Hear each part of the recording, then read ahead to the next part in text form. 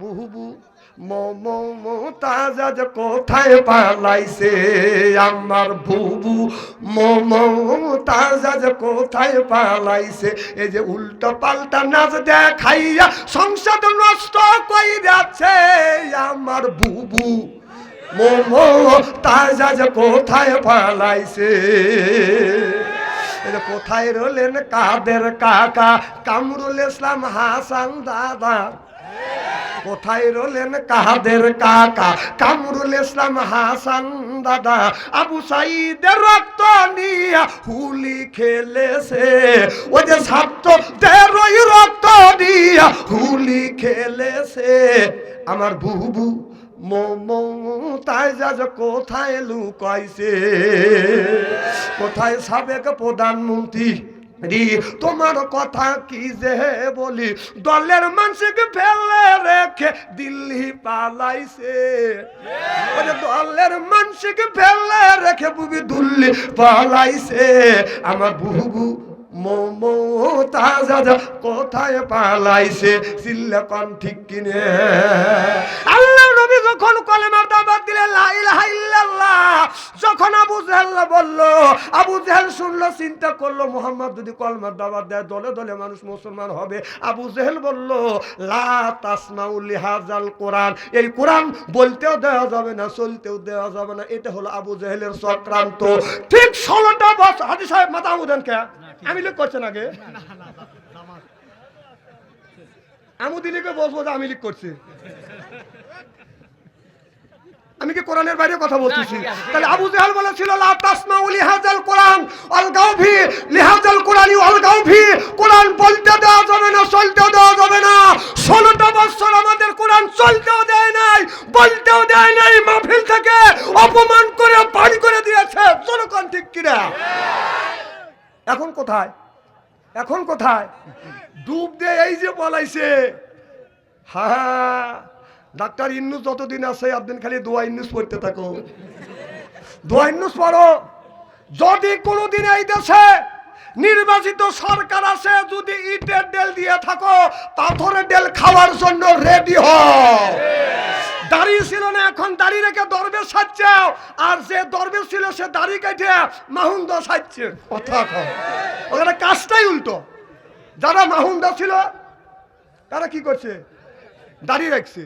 আর জায়গায় দাড়ি ছিল, দরবেশ বাবা ছিল, তারা কি হয়েছে? তাহলে বোঝা গেল যারা দরবেশ ছিল মাহুন্দ সাজছে, যারা মাহুন্দ ছিল তারা দরবেশ সাজছে। ওদের কামিয়ে যাইতে।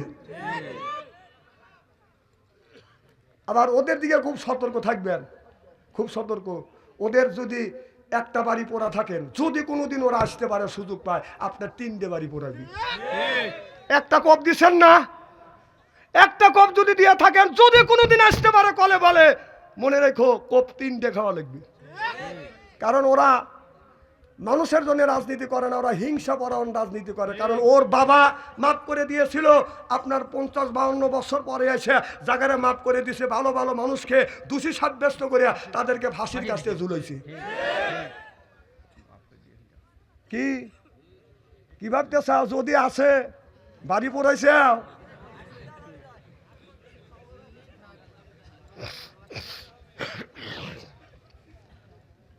খুব খারাপ লাগতেছে মনে হয়, তাই না? রাত তো অনেক হয়ে গেছে, ওয়াজ সাইডে দেই নাকি? চলবে তো? মারহাবাটা জোরে কর। আমার ভাইয়েরা, আমার মুসলমান ভাইয়েরা, আমাদের মা দুনিয়ায় নাই, বাবা দুনিয়ায় নাই। ওই মা কষ্ট করে আপনাকে আমাকে বাদান মানুষ করছে। ওই মা 3-5 কাপড় নিয়ে, বাবা 4 কাপড় নিয়ে বাদান শুয়ে আছে ওই কবরের মধ্যে। আর মা কোনোদিন আসবে না, লক্ষ লক্ষ টাকার সম্পদ রাখছে মা। বাবা লক্ষ লক্ষ টাকার সম্পদ রাখিয়া বাদান 3টে কাপড় নিয়ে ওই বাবা বাদান ঘুমিয়ে আছে। আপনি প্রত্যেক দিন ফজর নামাজ পড়িয়া মা বাবার কবরের পাশে দাঁড়ান। ও বাদান প্রত্যেক দিন যদি না পারেন, জুম্মার দিন বাদান ফজর নামাজ পড়িয়া মা বাবার কবরের পাশে দাঁড়াইয়া আপনারা সূরা আস্তাগফিরুল্লাহ 7 বার পড়েন, সূরা ফাতিহা 3 বার, সূরা ইখলাস 3 বার, এরপরে 4টা কলেমা 2 আমানতু বিল্লাহ পড়বে না, সুবহানাল্লাহ 33 বার, আলহামদুলিল্লাহ 33 বার, আল্লাহু আকবার 34 বার, নবীর উপরে দরুদ পড়িয়া মা বাবার কবরের পাশে যায় যদি বলেন রব্বির হামহুমা কামা রব্বায়ানি সগীরা, তোমার চোখ থেকে পানি বের হইয়া নাকের ডগায় আসার আগে আগে আল্লাহ মা বাবার কবরে গোরা জাত মাফ করে দিবে। জোরে কোন সুবহানাল্লাহ। যার মানা সেই মায়ের ব্যথা বোঝে, বাবা যার মারা গেছে বাদান সেই বাদান বাবার ব্যথা বোঝে। ও যুবক, মা বাবার মনে কষ্ট দিও না, মার মনে কষ্ট দিও না, বাবার মনে কষ্ট দিও না।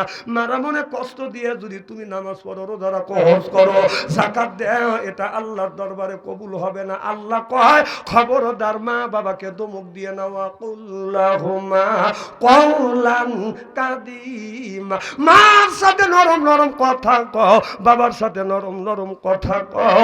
মা বাবার সাথে যদি সুন্দর ব্যবহার করো, ও বাজান মা বাবার সাথে সুন্দর ব্যবহার করো, কষ্ট করে তোমার মা মানুষ করছে। ও যুবক, যার মানা তুমি যদি পাবনা শহরে যাও, আজকে যদি বাজান রাত 12টা হয়, আসে দেখবে বাড়ি সব মানুষ ঘুমাইছে, 2 জন ঘুমায় নাই, একজন মা খাবারটা বাড়িয়ে আপনার তোষকের মধ্যে লেপের মধ্যে রাখছে, বা ঠান্ডা হলে আমার ছেলে খাইতে কষ্ট হবে, নিজে তোষক গায়ে না দিয়া তোষকের মধ্যে খাবার রাখতে, তেনা হলো মা। আর যিনি রাস্তা আগা গেছে যায় যা বন্ধুদের কাছে খবর নিছে, সেইটা হলো বাবা। একজন মা একজন বাবা, এই 2 জন ব্যক্তি বাদান ঘুমায় না। তুমি যদি অসুস্থ হও যুবক রে, অসুস্থ হলে বাড়ির সব মানুষ ঘুমায়, এমনকি তোমার বিবিও ঘুমাইবে যদি যুবতী হয়। কথা বুঝতে চান না? কিন্তু মা বাবা বাদান ঘুমায় না।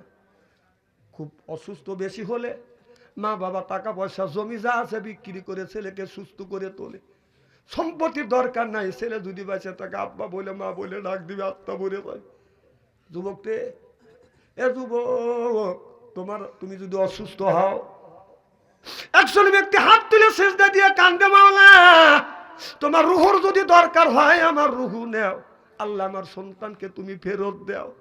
সেই ব্যক্তি হলো মা, সিজদায় পড়ে মসজিদে যা কান্দে, আল্লাহ তোমার জীবনের যদি দরকার হয়, আত্মার যদি দরকার হয়, রুহুর যদি দরকার হয়, আমার রুহু নেও, আমার ছেলের রুহুটা তুমি ফেরত দাও। তিনি হলো বাজান বাবা। পৃথিবীর 2 জন ব্যক্তি নিজের জীবন কোরবান করতে চায় ছেলেকে বাঁচা রাখার জন্য, সেটা হলো মা আর বাবা। সে মাকে কষ্ট দেও, বাবারে কষ্ট দেও। মা কি নিয়ে বলতে, আমি যখন মাহফিলে গেছি, আমার মা 112 বছর বয়স, আমি দেখছি, আমি যখন মাহফিল থেকে আসছি, আমার মা আমার হাত ধরছে, হাত ঠান্ডা, পা ঠান্ডা। আমি কই মা পা হাত দিছে, বাবা তোমার পা না ঠান্ডা, হাত বাঁকা হয়ে গেছে। আমার মা বুড়া মানুষ, 112 বছর বয়স, সরিষের তেল গভীর রজনীতে রাত 2টা 3টার সময় সরিষার তেল গরম করে আমার সর্ব শরীরে মালিশ করছে, পায়ে মালিশ করছে। এখন মানা ভাই, যত শীত হোক না কেন, কেউ সরিষার তেল মালিশ করিয়া আমার শরীরে মালিশ গরম করিয়া মালিশ করে না। যিনি মালিশ করে দিত তিনি হলো মা, তিনি মালিশ করে দিত তিনি হলো মা। আমি দেখছি আমার মা দীর্ঘদিন বেঁচে ছিল। আমি বাসায় গেছি, বাড়িতে যা দেখছি সব মানুষ ঘুমাইছে, বিবির ঘরের দরজা যা ডাকাডাকি করছি ওঠে নাই, ছেলে মেয়ের ঘরে দরজায় টোকাইছি ওঠে নাই, বাইদের টোকাইছি বাজানো ওঠে না, মার ঘরে দরজা হাত দিচ্ছি দরজা দেয় নাই। যা দেখি মা এখন পর্যন্ত ঘুমায় নাই। মাকে সালাম দিচ্ছে আর বলছি, মারে কেন তুমি ঘুমাও না, বাড়ির তো সব মানুষ ঘুমাচ্ছে, রাত তো যা যা করতেছে। মা বলে বাড়ির সব ঘুমাতে পারে, আমি মা আমার চোখে ঘুমাচ্ছে না যতক্ষণ পর্যন্ত তুমি না। এটা হলো মা, যতক্ষণ না আসছি মা ঘুমায় নাই।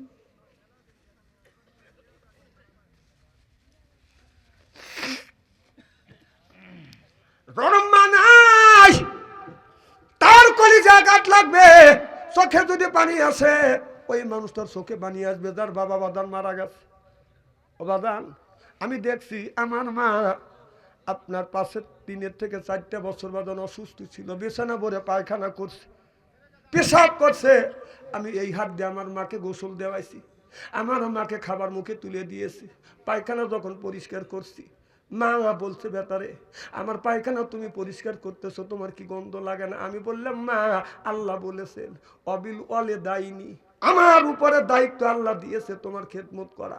আপনার মাও অসুস্থ, আপনি নিজেই পায়খানা পরিষ্কার করবেন। যদি আপনার বউ যদি পায়খানা পরিষ্কার না করে, এর জন্য বউকে গালি দিতে পারবেন না। আপনার মার পায়খানা আপনি পরিষ্কার করবেন, প্রয়োজন হলে নিজে হাত দিয়ে মার পায়খানা পরিষ্কারিয়া মাকে পানি খরচ করাইয়া দিবেন। এটা হলো আপনার নৈতিক দায়িত্ব। আপনার বিবি যদি আপনার মাকে খাবার তুলে না দেয়, আল্লাহর কসম করে বলতেছে আপনার দায়িত্ব, এটা আল্লাহর কথা। তোমার রান্না বাড়া করিয়া তোমার মাকে তুমি খাওয়াইবে। কথা কে বলছে?